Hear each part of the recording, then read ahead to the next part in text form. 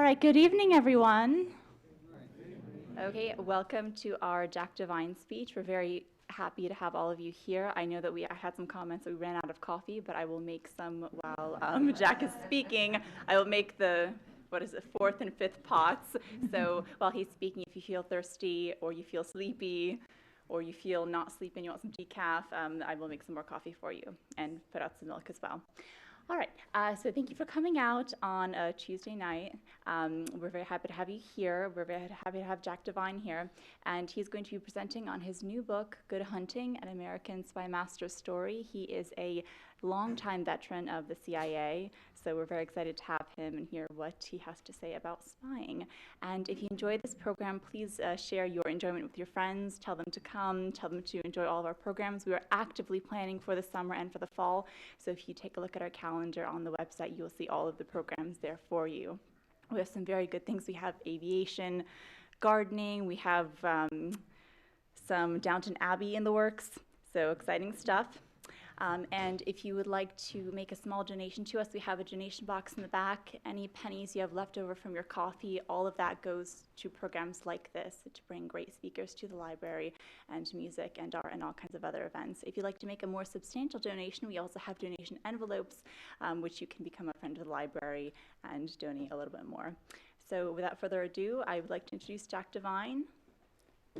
Thank you. Thank you, Marie.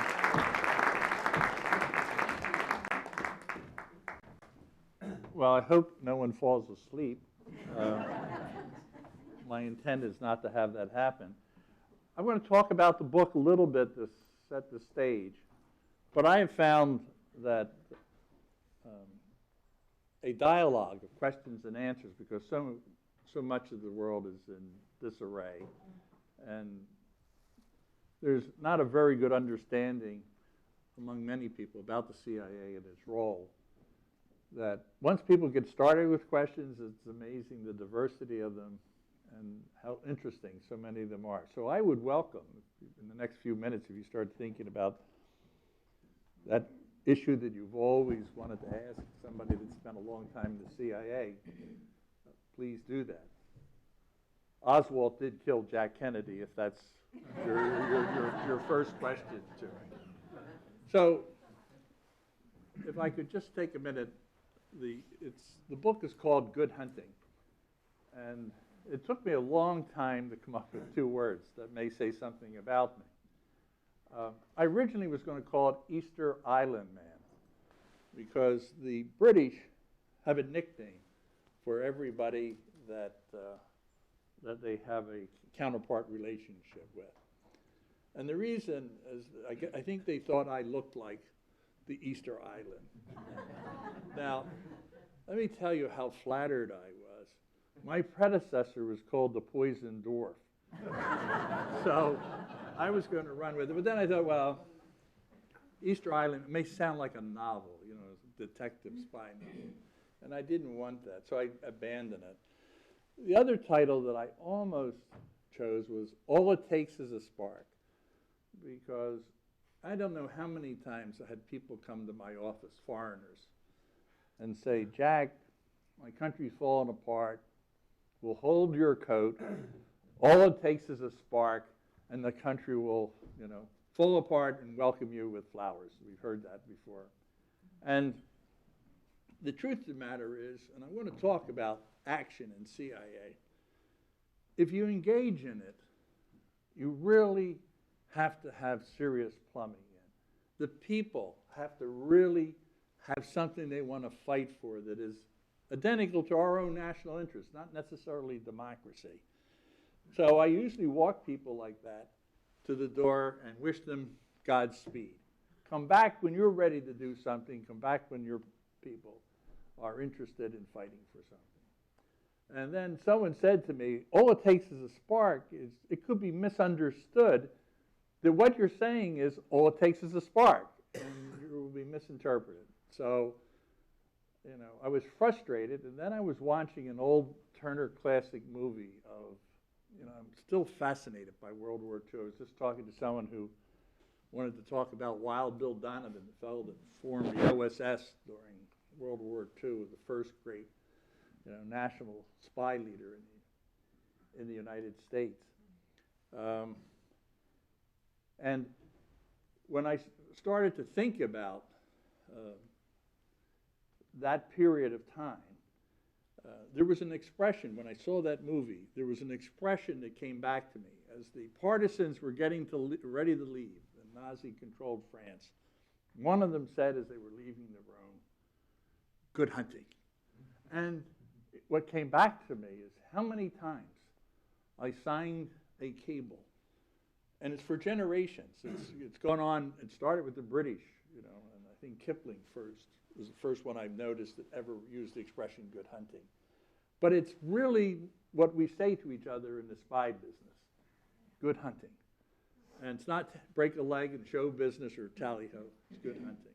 So hence the title of the book. But I think it captures the business. Hunt for bin Laden, hunt for Rick Ames, the American KGB traitor inside of CIA. Hunt for John, the ISIS thug. Hunt for intelligence that gives the policymakers the best insight about world events. So I'm pleased that at the end that I came up with two words that are really dear to me. The cover of the book, if you haven't seen it, it's half of my face. You can't see it, but if I were to pick it up, I usually can wager. Sometimes I'll talk to a group of university students and I'll say, "What did my wife say when she saw the picture?" And she said, "Well, they should have airbrushed the mole." And I thought, well, maybe we can use that as mole, spy, inside, So, but the reason actually, New York Times ran a clip on covers last year, and it was one of the 4 or 5 where they have these young guys explaining how they did this look. And while it looks simple, they took about 100 pictures. They wanted to get me to look as sinister as I possibly could. Didn't take a lot of work. 99 of the pictures are really good. The last one, when I looked over and saw what they were doing, I broke out laughing. They took a picture. Of course, that would have made a dreadful cover. And the reason, again, that I like the cover is, we look at ourselves differently than the world looks at us. And I always consider myself fairly open and friendly and easygoing, but somewhere along the way I realized that isn't how I'm viewed.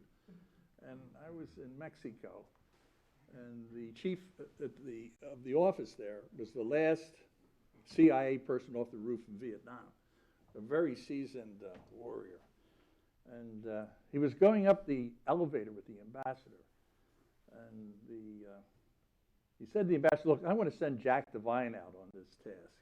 And the ambassador said, "You don't mean that big, sinister-looking guy."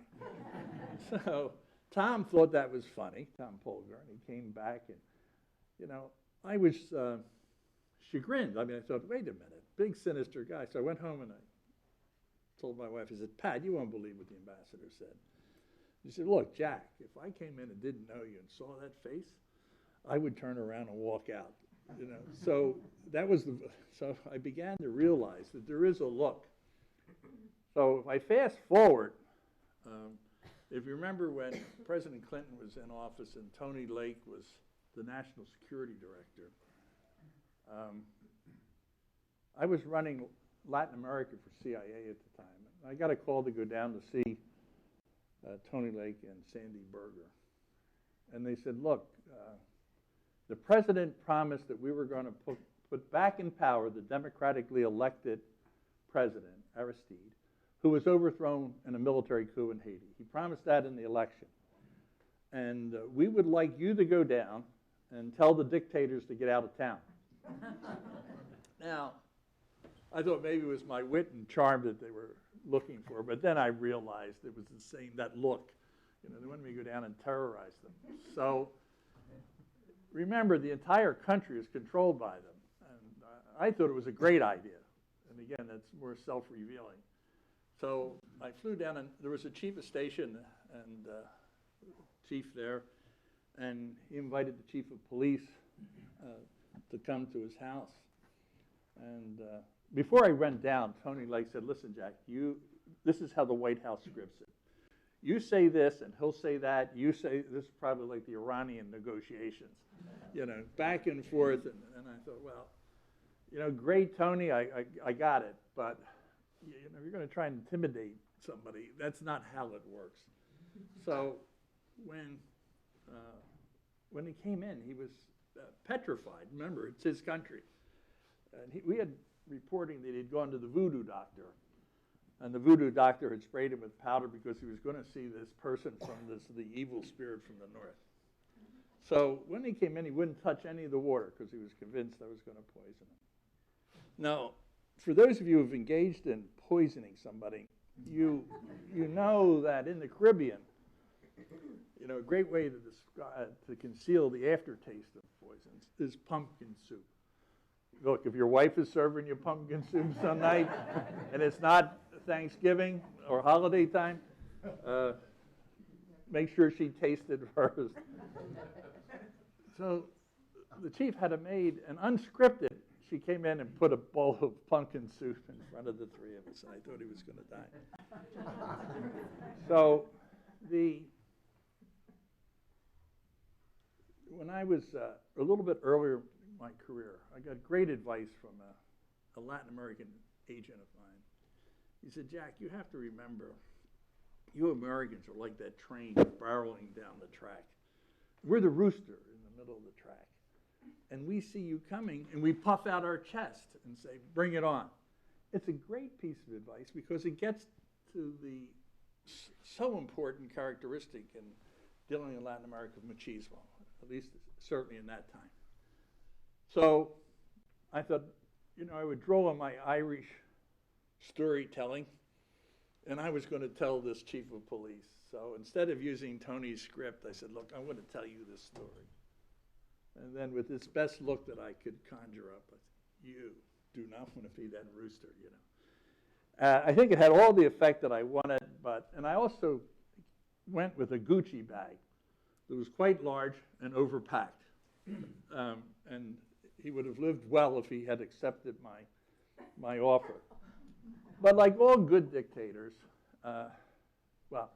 he stayed for a week.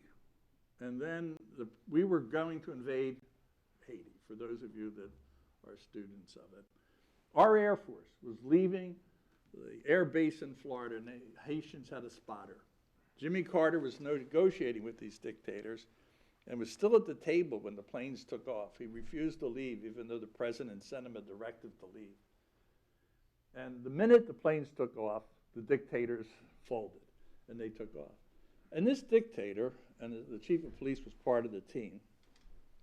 Where do all dictators go? They go to Miami. So he went to Miami, and he got on the radio. And at the time, I never thought I was going to write a book. I would love to have kept the transcript, because when he got on the radio, his exact words, they sent this big, sinister-looking guy down, and he threatened to kill me, my wife, and my children. Now, I never said anything about his wife and children. So what's the point? The point is, when you think about CIA, there are two inside of it. There's an analytical unit, science, technology, and administration, but then there's the spying directorate. And spies never use the word spy. They never spy. They have euphemism. We're an operations officer. We're running operations. It's never spy. And John Brennan, the director, decided they were calling it in the last few years the National Clandestine Service. So they decided in the last month they're going to go back and call it the Deputy Director of Operations. It's a job I had before I was assigned. I signed myself abroad for the last time. But before that, it used to be called the Directorate of Plans. Your spying directorate was called the Planning Directorate, and we were all planners. In that spying directorate, it's very interesting. Most people that join CIA join to run spies, work late at night, have secret meetings. That's the spying part of it. If you like John le Carré, that's George Smiley.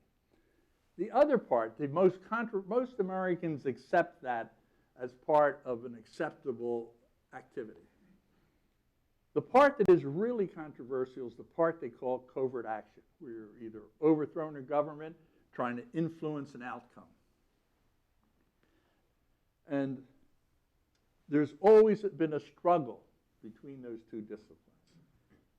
Most CIA people do not want to get involved in it because they know that at the end of the day, it almost always becomes public and it almost always becomes a big political issue.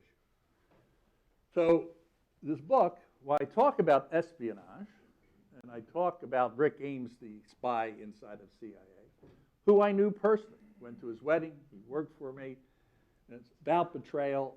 That's the George Smiley part. But the essence of the book is really about the action part. And I was in Chile when Allende was overthrown. For those of you that, a few of you have white hair, you may remember that. I was in the middle of the Iran-Contra affair, what a mess that was. I ran the program to drive the Russians out of Afghanistan with Charlie Wilson, and I'll talk about that for a minute. I ran the program to hunt down the drug lord Escobar. I ran all of the spies in CIA. But almost all of those things became public. So in the book, I spend most of my time talking about using CIA as an action arm. And I am not here to defend covert action. I'm actually out further on a limb. I'm advocating the rigorous use of CIA's action component in the world we are in today. And but it should be very thoughtful. And in the book, I spend time talking about when do you use force? Under what circumstances do you use force? And not being an original thinker, I really go back to the arguments for a just war developed in the 13th century. And the arguments are when you use covert action, or you need to have a national security threat that is serious to our country. They called it back then intrinsically evil. The second thing is you have to have exhausted all your other possibilities before you use force. You have to have a reasonable chance of success. You have to minimize the bloodshed, particularly of innocents. You need to have proportionality. You don't kill 50,000 people to save 5. Now, where I went further in this is that if you're going to practice action, you need bipartisan support. And if you can't get it, don't do it. Now, the philosophers of the 13th century didn't have to worry about that. I also said you need ample funding from our Congress. And you need a team that's prepared to do it. And folks on the ground, the ones that really fight for whatever it is you have in mind. So this is an argument, and I go through the good experiences and the bad experiences. And Chile was a mixture of good and bad. And when the book came out, Foreign Affairs magazine, they had first serial rights, so they could pick any chapter in the book. Interestingly enough, they picked the Chile chapter, and it's still a hot button issue in academia and among many journalists that are of a certain age. They were journalists when it happened in the 70s, and now they're editors or about to retire from being editors, and it remains a hot button issue. And what happened there, in a few words, I think I'm going to talk about just Chile and Afghanistan, and then you can ask me about Iran or anything else, or Ames.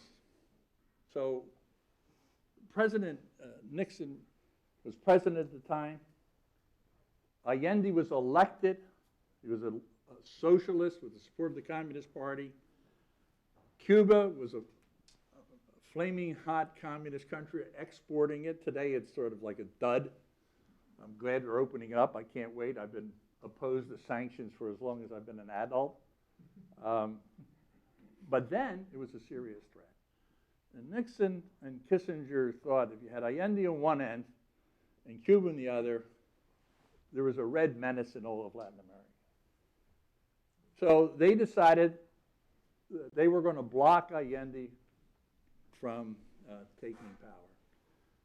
So they went to the CIA and said, we'd like you to do that. They sent a message to the chief in the field at the time. And remember what I said about the conditions for covert action. And this is a matter of record. You can read this in the public domain. Well, everything I wrote back then is now, I never dreamed as a young man that I'd be reading it. Sometimes I make spelling errors. Fortunately, on these cables, because we didn't write, I was tweeting because we didn't have enough bandwidth or power, so you could only write in cableese, very short, war tomorrow, so on. So your chances of misspellings were reduced. But you can read about all of the things that took place. But what happened is the chief wrote back saying, look, the conditions aren't right on the ground. We don't have enough time. We don't have the infrastructure. It's going to end up in a bloody mess. And this was in 1971. And the White House said, well, give it a try anyway. And that defies all the principles that I mentioned to you. I wasn't in Chile at the time. I was on the desk in Washington, the task force. And I was really my first assignment. And I was looking at this unfolding and not understanding exactly what I was seeing for the first time I've been exposed to it.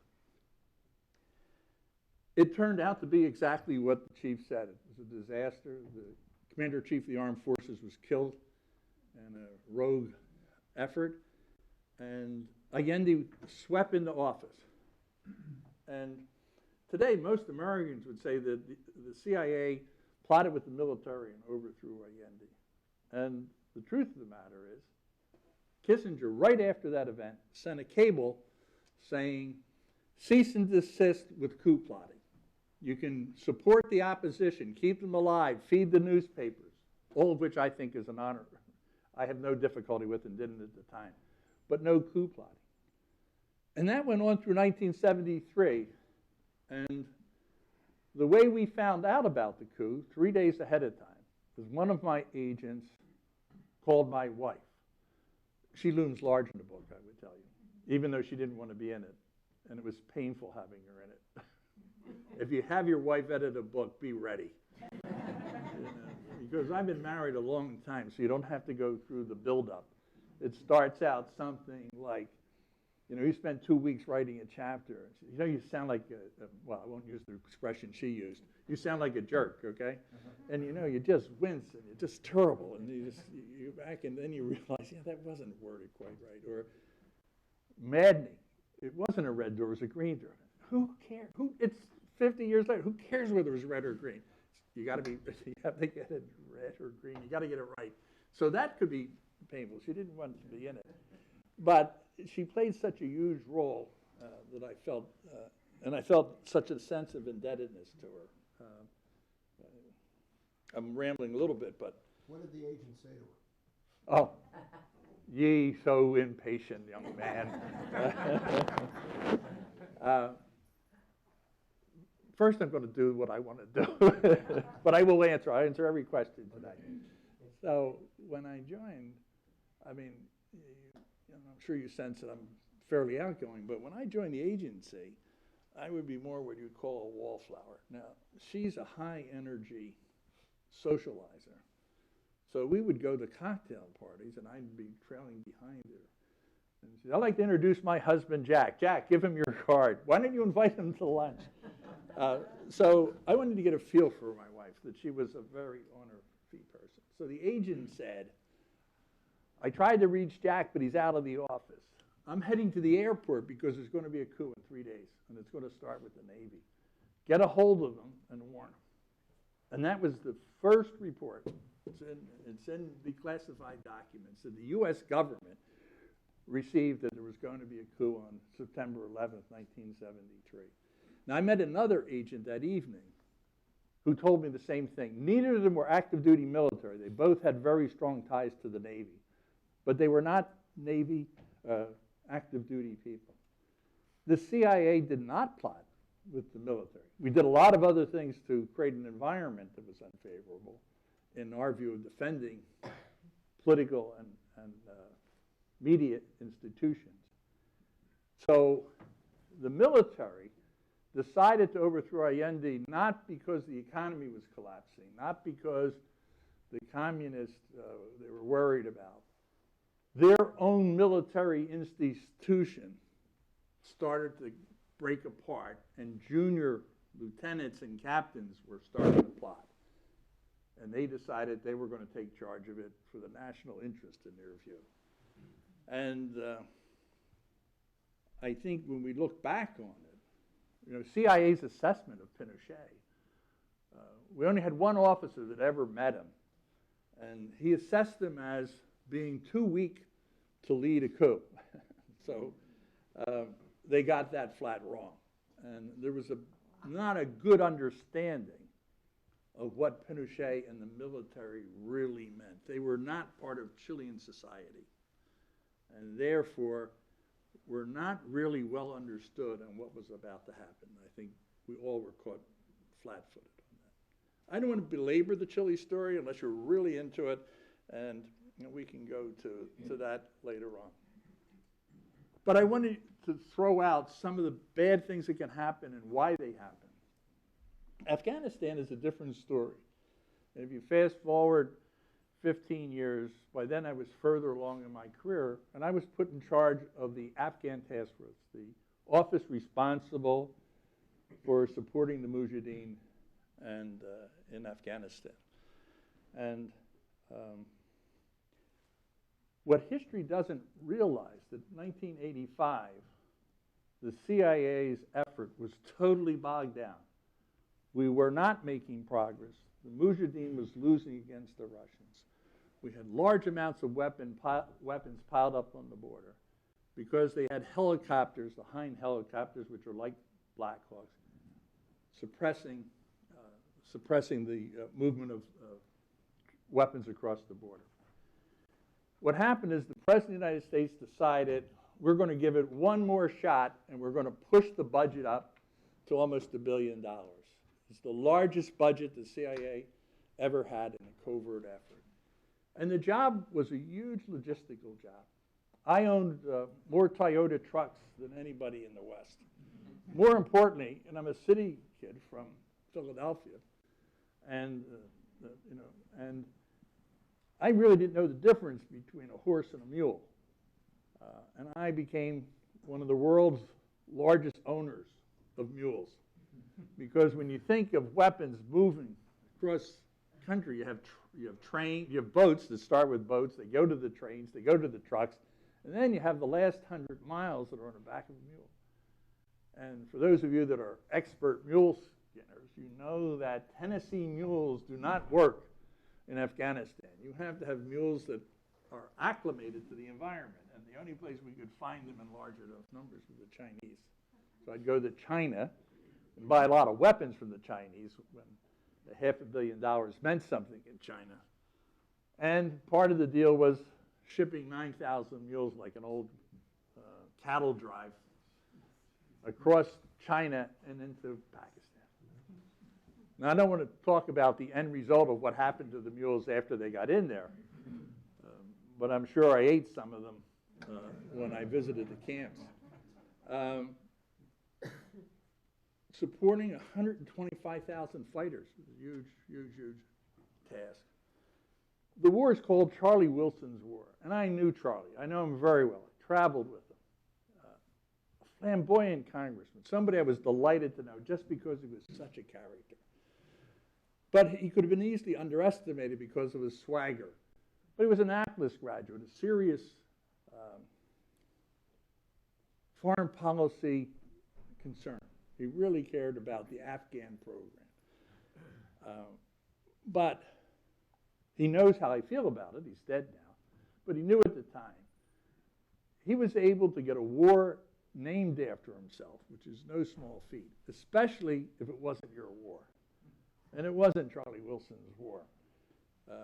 He invited me after he had retired from Congress, and I left the CIA for dinner with spouses at Sparks Restaurant in New York. For those of you that know Sparks, that's where Paul Castellano, the mafia don, was killed in the front step. That appealed to Charlie's sense of the dramatic. So I went in to see him, and we sat down, and we had a good relation. We traveled together. I was not in a hot tub with Charlie Wilson. I know there's a movie there.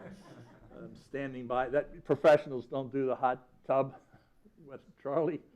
So he said, Jack, I know you didn't like the book. You're going to hate the movie. I mean, that was his, I love that sense of humor he had. What was he getting at?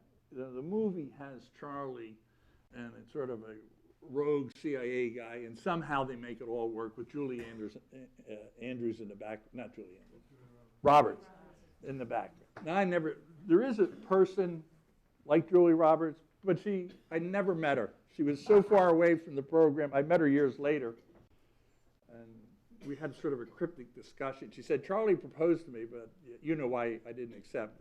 I didn't know why, but I didn't want to open that Pandora's box. So what Charlie knew I didn't like is these are the ingredients of good covert action. President of the United States was a Republican, Ronald Reagan. The Speaker of the House was Jim Wright, a Democratic congressman. You had bipartisan support that we were going to do something big in Afghanistan. The Congress often will allocate small amounts of money for action, and it's sort of to assuage everyone's concerns about some part of the world. And I say, don't do anything if you're not going to fund it the way it needs to be funded. And they did. They funded it to $1 billion. And you can do an awful lot, well, with $1986 billion. Half of it, I would point out, half of the money was contributed by Saudi Arabia. So you had Congress, you had the American people wanted to have the Russians confronted there. Or you don't get bipartisan support. Every congressman has to go back to the constituency, and they're not going to buy something that will not float back there. And that's the beauty of the democratic process. And I happen to be a strong believer in oversight. You had people, Mujahideen wanted to fight. They wanted to fight the Russians and drive them out. We had a strong ally in Pakistan. And we had used nothing but Soviet-style weapons. We had to buy them, manufacture them, because we wanted on the battlefield the Mujahideen to have the same weapons. And so I bought weapons in Egypt and in China. The weapons, as I said, were bottled up on the border. And we finally decided, what are we going to do? We have all this weaponry. We have all the conditions. How do we break this thing open? And at that point, I was invited down to the White House to see the first demonstration of the Stinger in a mock video. The Stinger missile, it's a heat-seeking missile. So if there's anything that's hot in the sky, and you fire it over there, it'll make a left turn and go after it. Awesome. And we had tried many other things that didn't work. And everybody in the room said, look, this is it, but it's an American weapon. We're really raising the volume. Charlie Wilson had nothing to do with this thing. And it's a boring story. Government, bipartisan, all of that doesn't make for a good movie, and there's no Julie Roberts. So that's my problem. I don't want people to think that you do it, all it takes is a little spark, and you just get out there and a couple of people make this happen. You need significant plumbing and infrastructure, as I said before. But returning to the Stinger, we weren't sure what was going to happen. General Dynamics that made it said that it would have they estimated 25% success rate. It ended up having a 75%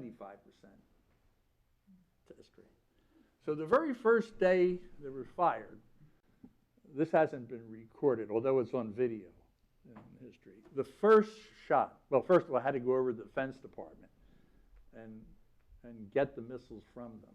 And the Lieutenant General at the time, head of logistics, said, "You can't have them, Jack, because our troops don't have it. And the first line troops need to have it." I said, "Well, that may be, but we're fighting a war out there, and I've been told to get them." And they said, "Well," I bit down, so I wish you good luck, but you're not getting any. So I called the White House, and they said, "Well, call back tomorrow." So bleeding through the lip, I went over and I got those Stingers and shipped them out. But the first one flew out of the tube and bounced along the ground, $60,000. The chief said later, he said, "We saw that." They said, "Devine sent us another lousy piece of crap, for this combat." The next 3 shots knocked out 3 helicopters. And we had the imagery, the photos of it. And I was able to bring that up to the Director Casey's office. And it was interesting that he said in that moment, "This is the end, isn't it?" And I said, "I think it is too." That day, the Russians started flying above the range of the missile. And the weapons poured across the border. And the Russians went back and said, "Enough is enough. We're just going to bleed to death here." So the Stinger was a history-changing moment, and I believe contributed greatly to the fall of the Soviet Union. The overarching thing was its economic decline, the loss of its ideological basis, but the morale and the loss in Afghanistan came together and brought it to an end. I'll tell one little vignette about, last vignette on Afghanistan, and then I'm going to propose that we throw it open for discussion. So in 1991, I was running the counter-narcotics program for CIA. And I got a call from our Russian people, and they said, "Jack, we need to warm up relations with the Russians. And the only thing we can talk about is narcotics. And if you come out and talk to the chairman of the KGB, this will give us a chance because it's perishable. You don't have to hold on to the information. It's not like knowing about agents in foreign governments." I said, "But I have a deal for you, Jack. If you come out, if you're willing to come out, I'll get them to fly us down to the border between Afghanistan and Uzbekistan. I'll tell them we're going to look at the poppies. But what we'll do is make them take us to the Friendship Bridge where the Russians left Afghanistan. And we'll get our picture taken on the bridge with the KGB." And I have a picture in here like that. Now, remember, the Russians had long left. And we're flying in the helicopter along the border. There was the former chief out there, myself, our local person who spoke great Russian, the colonel, KGB, and the head of counterintelligence. And the young captain got on the microphone and he said, "I'd like to fly you closer to the river over there, but the people on the other side have this very dangerous missiles." So the general got on the speaker back to him and said, "Captain, you do not need to explain that to these gentlemen." So in the world we live in today with terrorism, you can't ever think of that type of discussion. I remember years later having in the director of CIA's dining room, the KGB, so I went to pinch myself in the same room. And the one general thought he was going to tweak me. He said, "How much damage did you take personally because of Ames?" And I said, "I survived." But I said, a helicopter, you could hear it flying by CIA headquarters. And I said, "General, I've never felt the same about flying in a helicopter since I left the Afghan struggle." So that was like back and forth. But you don't have those discussions. There's no discussion with the terrorists. So I was in 7 foreign countries, cover a lot of different territory in the book. And at the end, I said all of the CIA spies, and then I signed them to a post. I signed myself to a post in Europe, which I call it an undisclosed post. But if you can't figure it out in the first 30 seconds of looking at the book, time to visit your doctor. So I think the world we live in today and the use of covert action, I mean, we're looking at ISIS, we're looking at Syria, we're looking at Ukraine, which makes me feel like old home week in the Cold War.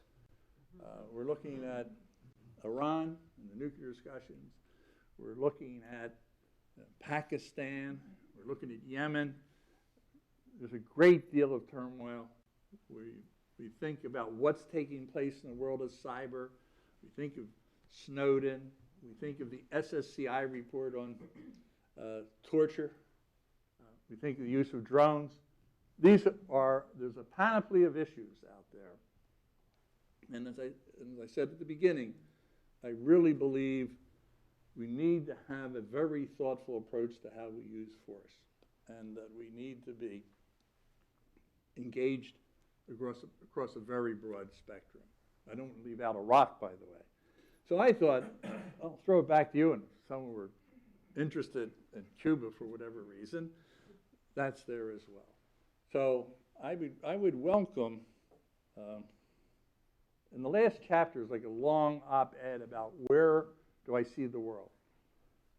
I also just had an article come out in the World Policy Journal called Conventional Wisdom in the Unknown.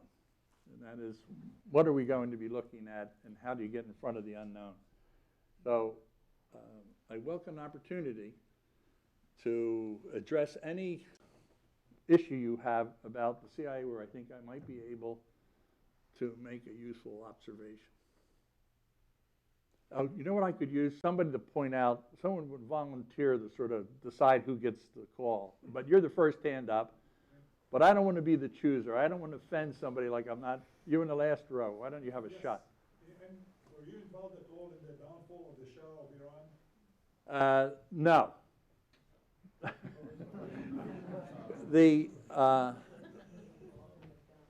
One of the issues with, I was not involved. The fellow that actually, when I was going through training, there was a fellow called Rocky Stone. Who doesn't like a name like Rocky Stone? You know? And he was a great operator. But Rocky Stone, along with, I think it was Kemet Roosevelt, were the two top CIA people that were out there. And the first round was Mossadegh and the ouster and the installation of the Shah. So the CIA fomented that coup and brought the Shah into power. What Rocky said to me, he said, you know, the Shah was so nervous, I had to dress him to bring him into the palace. And the Shah had a period where American relationship was very close and very important to us. From a spying area, we had all types of satellite collecting dishes out there. They were supporting us in every way you could think. But the problem was we were too close to the Shah. And CIA really should have two hats. And they do in most places. I mean, 7 places, well, 2 of them we didn't do it because they're strong allies, but others, a different story. You work with the foreign government, but you also have agents telling you what they're up to and what the opposition is up to. State Department is often limited because it can only deal with the official part.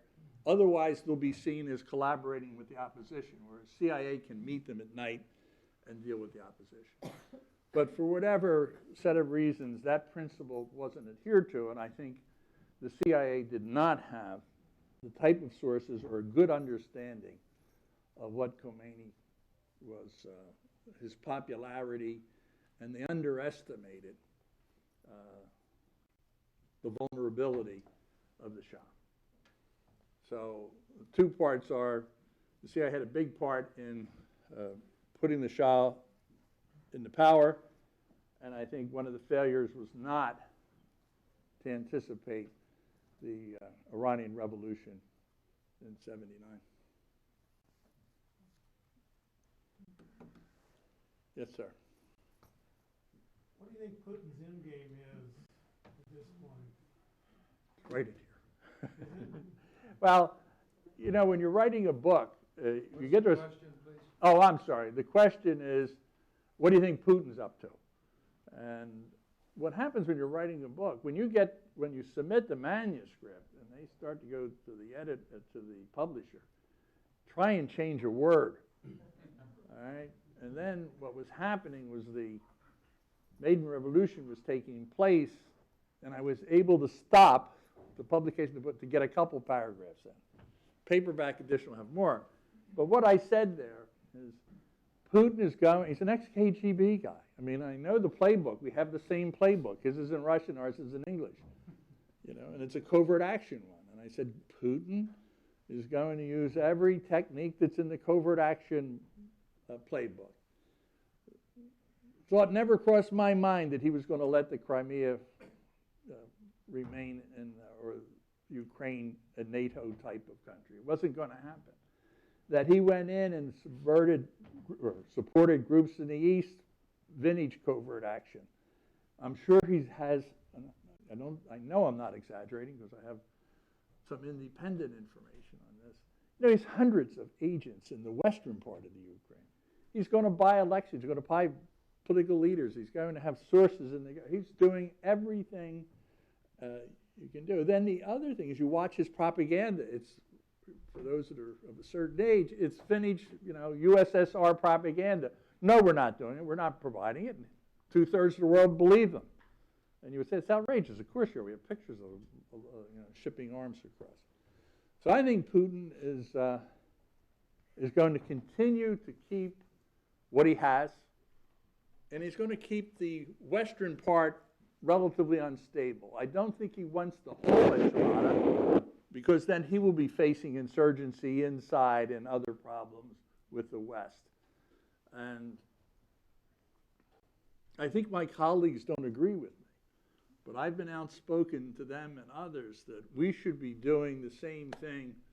You know, I would be providing weapons, I would be running money and agents in the eastern part, I would be doing everything to block him. And I think if he isn't, he is going to think, I can press in other places. Yeah.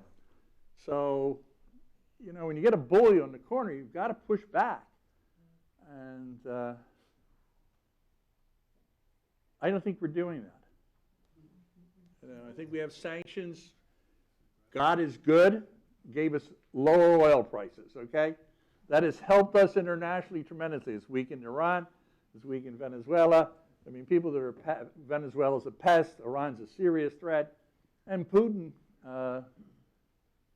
the economic issues there are significant.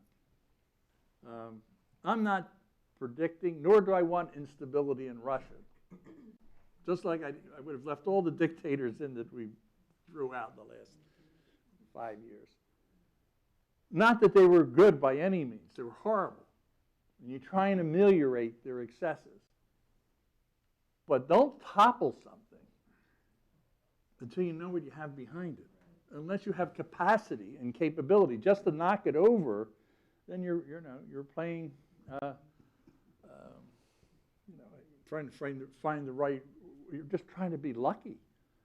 So, you know, Saddam Hussein, in my view, we could have always taken him out. I didn't doubt that he had weapons of mass destruction. What I doubted, and I still don't see, is any intelligence that said he was going to use it against anything of U.S. interest. So I remain baffled by it. I know all the theories about why we did it, but, you know, we knocked him over, and I think it's created this terrible mess. It's a big contributor to it. Going back to Russia, I'm not trying to get rid of Putin. But in the article in the World Policy Journal, I said, look, the unknown, if we could figure out the unknown, then it wouldn't be an unknown, so let's not waste time on that. And I said, look, I'm going to tell you in this article where American intelligence is going to come down on how it views the world. And it'll be, this is a pretty safe bet. We're going to say that ISIS will probably stay about where it is. Putin is going to stay where he is. The Koreans are not going to invade South Korea. Iran, we might have a deal, but the deal might not be worth a lot. Syria is going to stay pretty much. We're going to muddle through. That'll be a consensus of all that China will use some muscle, but it's not going to invade the Japanese islands. And what I said is, I'm very comfortable that's where we're going to come down. But at least two of them are wrong. And why? Where are they wrong? I mean, and I said, look, I can't tell you which two are wrong because it's conventional wisdom. I gave you the thought process of how intelligence looks at an issue. But I said, here are three conditions that produce the unknown.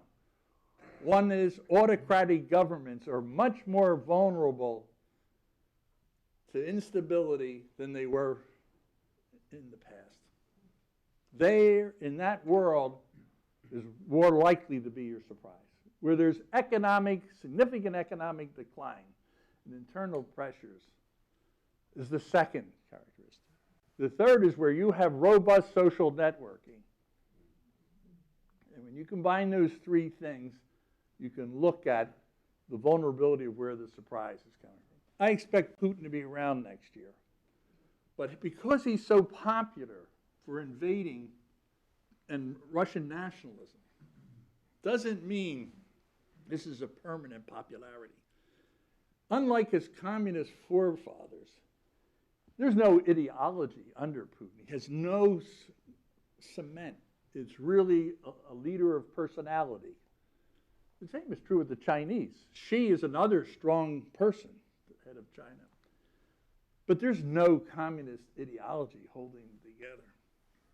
So these places are much more vulnerable. Iran.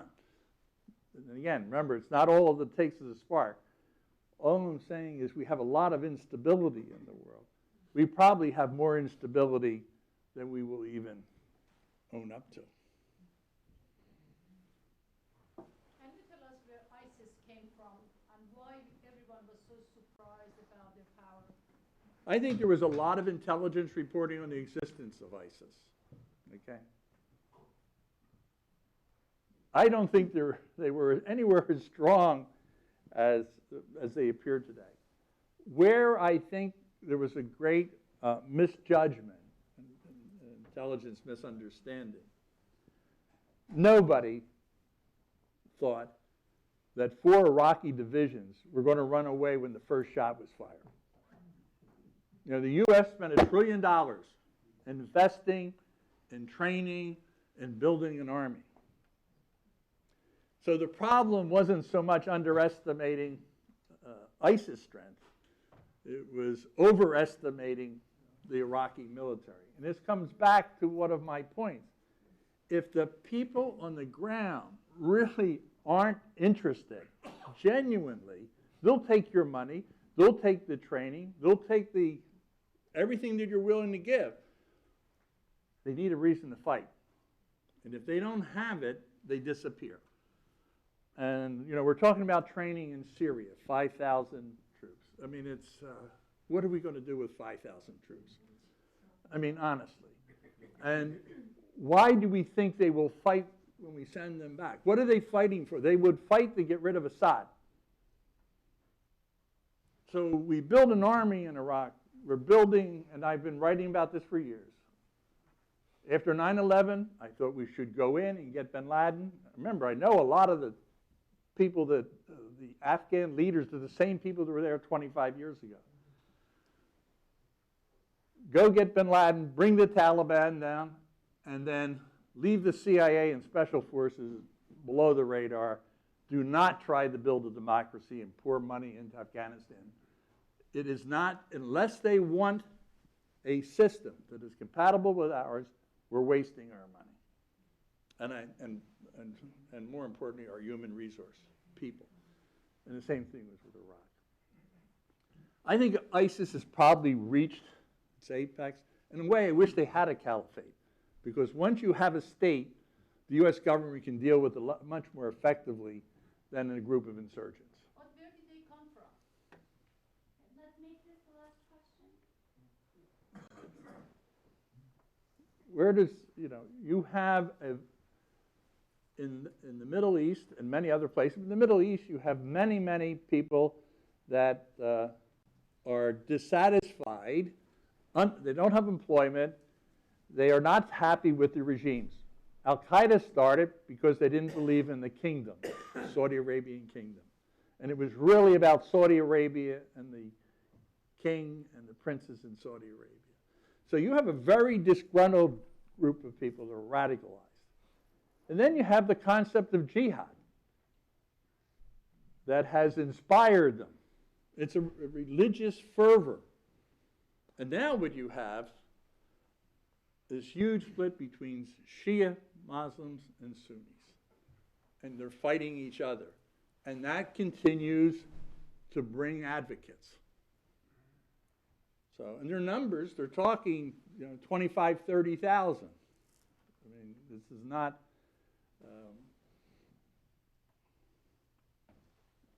I think we can contain them, but what are we going to do when we're done? I mean, we can stop them.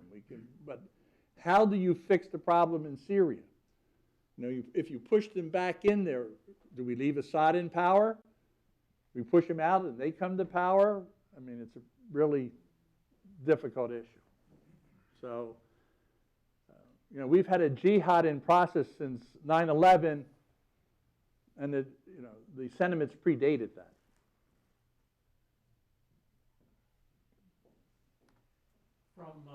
You may have to repeat this question, I don't have a big voice. From today's headlines, where do you come out on the Iran-U.S. talks? And are we just kidding ourselves and it's appeasement or what? Where do we come out on the Iran-U.S. talks? Look, I, for many years, felt the Iranians are moving in the direction of a nuclear weapon. They want a nuclear weapon so that they can flex their muscles in the region. You have a Shia-Sunni fight, they want to be able to have it. The problem is the Saudis are looking at it. They have an arrangement with the Pakistanis. If the Iranian gets them, the Pakistanis, they've already purchased them, they can bring nuclear weapons there. So you could have a race there.